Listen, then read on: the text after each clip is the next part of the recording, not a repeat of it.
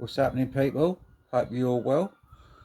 Quick video, new bike build I've just finished done, so I thought I'd probably give a quick video, show you what I've done. Oil slick wrap the complete frame. Really pings out, sorry about the noise. Oil slick wrap the whole frame.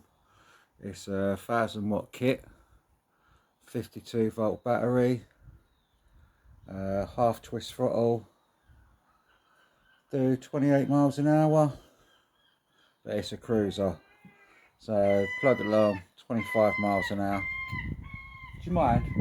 Plod along 25 miles an hour. You plod along all day on that 52-volt battery. New front forks I put on, do the job. Air forks, quite nice. Hydraulic brakes, really good brakes. Yeah, so just for a little video, see if I can get this oil slicking. Whee! I'm quite pleased with it. First time I've done a full frame wrap, and I think it's turned out okay. Good from far from good, but I'm happy with it. So that's my new build.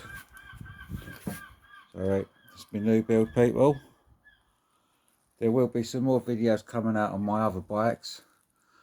Different styles of bikes, from a fold up to a mountain bike.